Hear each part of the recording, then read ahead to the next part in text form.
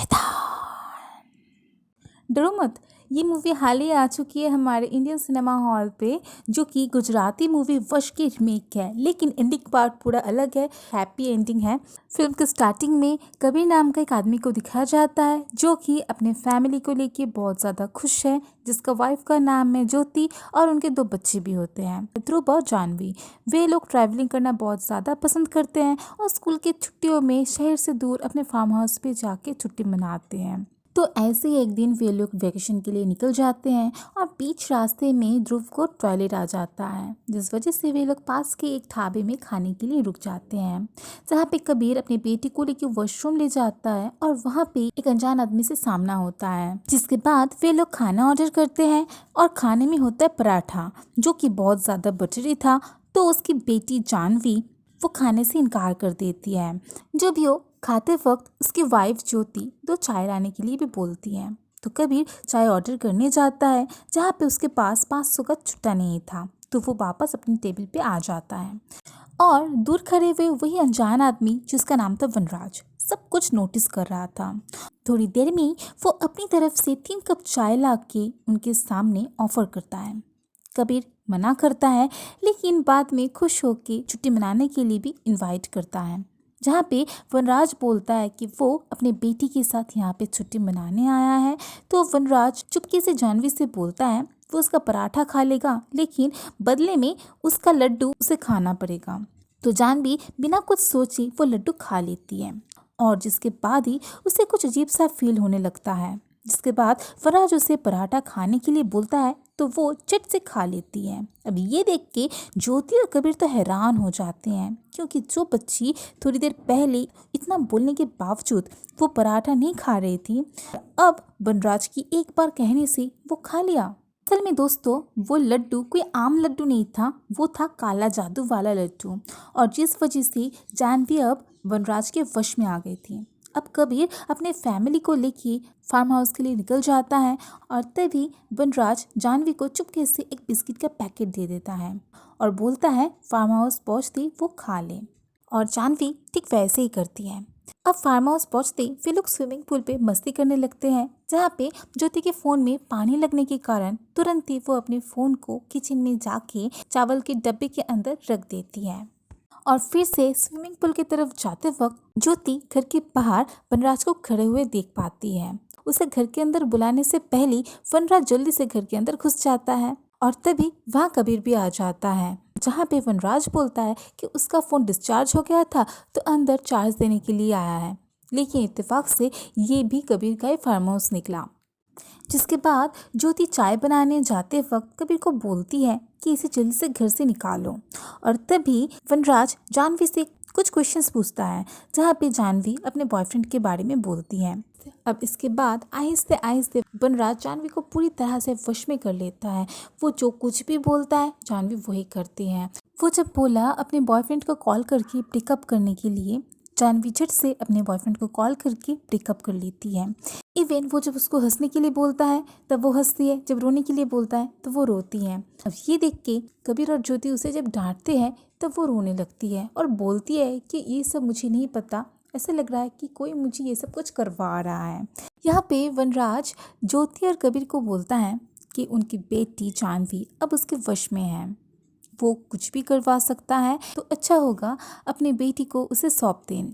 तो ये सुन के कबीर बहुत गुस्से में आ जाता है, तुरंत उसका हाथ खींच के घर के बाहर ले जाने लगता है। तभी वनराज जानवी को ऑर्डर देता है कबीर को रोकने के लिए, तो जानवी कबीर को रोकने लगती है, इवन लड़ने के लिए भी तैयार हो जाती है। अब ये देख के कबीर और ज्योति पूरी तरह से समझ जाते हैं कि सच में जानवी वनराज के कब्जे में आ चुकी है। तभी जानवी की भाई ध्रुव उसके साथ खेलने के लिए बुलाता है, तो जानवी उसके साथ जाके इतना जोर से झूला झुलाती है कि ध्रुव बहुत डर के मारे रोने लगता है, और तभी ज्योति और कबीर उसे पकड़ लेते हैं। इसके बाद वनराज एक एक करके जानवी को ऑर्डर करते जाता है और जानवी वैसे वैसे करते जाती है, जैसे कि स्विमिंग पूल पे जंप करने के लिए घर पे मौजूद सारे फोन्स को तोड़ देने के लिए बोलता है। तो जानवी के आसपास जितने भी फोन्स थे सबको वो तोड़ देती है। जिसके बाद वनराज कबीर को थप्पड़ मारने के लिए बोलता है, तो जानवी अपने पापा को भी थप्पड़ मारती है। फिर वनराज के पैर दबाने लगती है। फिर किचन में जाके सारे चाय पत्ती ला के सबके सामने खाने लगती है। अब ये देख के कबीर को तो बहुत ज़्यादा गुस्सा आ जाता है और वो वनराज को पीटने लगता है। और उसी वक्त वनराज जानवी को ऑर्डर देता है अपने भाई मतलब ध्रुव का सर फोड़ देने के लिए। तो जानवी अपने भाई को घसीटते हुए सीढ़ियों के हैंडल पे उसका सर पटक देता है और बहुत ज़्यादा खून निकलने लगता है। और उसी वक्त बाहर कुछ पुलिस भी आ जाते हैं।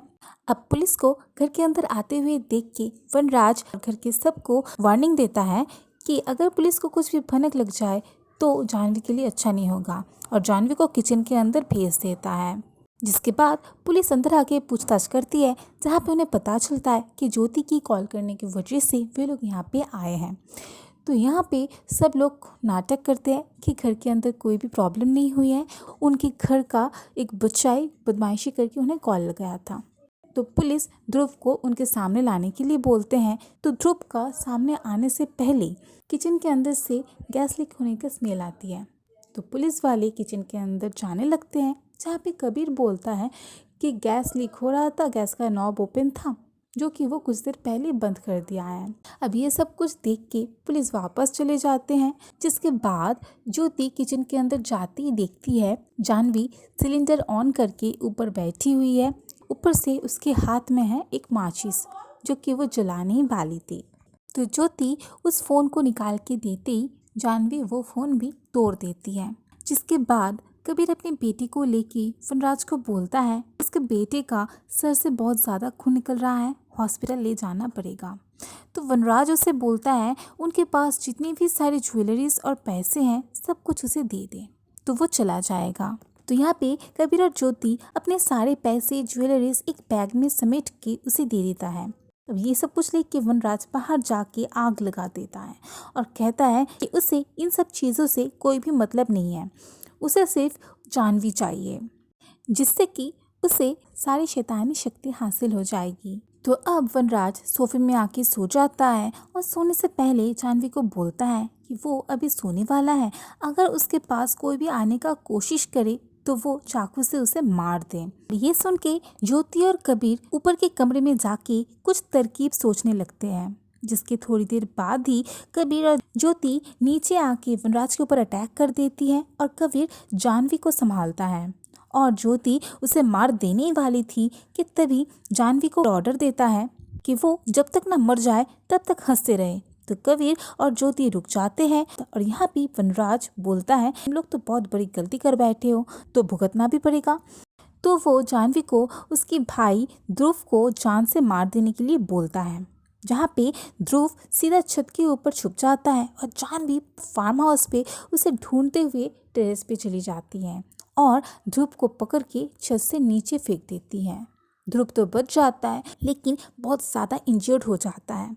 अब ध्रुव का हालत बहुत ज़्यादा खराब हो चुका था। अब ये देख के वनराज बोलता है अब उन्हें शायद अपनी बेटी को उसे सौंप देना चाहिए। तो कबीर और ज्योति ध्रुव का ऐसा हालत देखते हुए जानवी को सौंप देते हैं। इसके बाद वनराज जानवी को लेके चला जाता है। ज्योति अपने बेटे को हॉस्पिटल ले जाने लगती है। असल में बीच रास्ते पे वनराज के साथ जब पहली बार मुलाकात हुआ था उस समय कबीर वनराज के फ़ोन का अनलॉक पैटर्न देख लिया था, जिससे कि बहुत चालाकी से लोकेशन ऑन कर दिया था। और कबीर एक साइकिल लेके अपने सर्वेंट के पास जाके एक फ़ोन मांगता है। तो अब कबीर अपने सर्वेंट के फ़ोन पे उसका लोकेशन ट्रैक करता है और उसका बाइक लेके निकल जाता है। रास्ता ढूंढते हुए वो एक जंगल के अंदर पहुंच जाता है, जहाँ पे कुछ महिलाएं उसके ऊपर अटैक कर देती है और वो जैसे तैसे करके बच के वनराज के असली लोकेशन पे पहुंच जाता है, जहाँ पे उसके लड़की को छोड़ के भी कई सारे लड़कियों को वो पहले से वश में कर रखा है। असल में वनराज 108 लड़कियों की बलि देने वाला था और तभी पीछे से एक लड़की कबीर के ऊपर अटैक कर देती है, जिस वजह से वो गिर जाता है। और उसे देख के वनराज उन सब लड़कियों को ऑर्डर देता है अगर कबीर उसके रिचुअल में अर्चन डालने आए तो वो सब लोग उसे कच्चा खा जाए। और फिर अपना रिचुअल्स को जारी रखते हुए उस लड़की को ऑर्डर देता है कबीर को उसके पास लाने के लिए। तो वो लड़की कबीर को घसीटते हुए वनराज के पैर के नीचे रख देती है और तभी कबीर एक मशाल लेके वनराज के पैर में वार करते वो घुटनों के बल गिर जाता है और उसके गले में लटकता हुआ ब्लेड से कबीर उसका जुबान काट देता है। और वनराज तो पहले ही ऑर्डर दिया रखा था, जिसलिए ये सब लड़कियां उसे चारों तरफ से घेर लेती हैं। और तभी कबीर एक रिकॉर्डिंग प्ले करता है जहाँ पे वनराज पहले ही बोला था कि वो वापस नॉर्मल हो जाए, पहले की तरह हंसते, पहले की तरह नॉर्मल हो जाए। अब ये सुन के सारी लड़कियां तभी नॉर्मल हो जाती हैं और वश से मुक्त हो जाती हैं। असल में कबीर जब बातें कर रहा था और तभी वनराज उसे कहा था कि वो चाहता है उसकी बेटी को आज़ाद कर दे, उसके वश से वो छूट जाए। अब दोस्तों अपनी बेटी को वापस पाके तो वो बहुत ज़्यादा खुश हो जाता है और जिसके बाद दिनों बाद की सीन दिखाया जाता है जहाँ पे कबीर जंगल से मरा हुआ चूहा लेके जंगल के बेसमेंट पे जाता है जहाँ पे वनराज को वो कैद करके रखा था। वो उसे चाय पत्ती और मरे हुए चूहे खाने के लिए देता है। उसके हाथ पे केला भी होता है जो कि वनराज मांगता है, लेकिन कबीर बोलता है उसने उसकी बेटी को सिर्फ चाय पत्ती खिलाई थी तो उसे भी चाय पत्ती खाना पड़ेगा। और इसके साथ ही ये मूवी की कहानी ख़त्म हो जाती है। तो दोस्तों आज का ये कहानी आप लोगों को कैसा लगा ज़रूर कमेंट बॉक्स में बताना। अगर अच्छा लगे तो ज़रूर लाइक कमेंट शेयर और सब्सक्राइब कर देना। Bye bye, stay please be happy.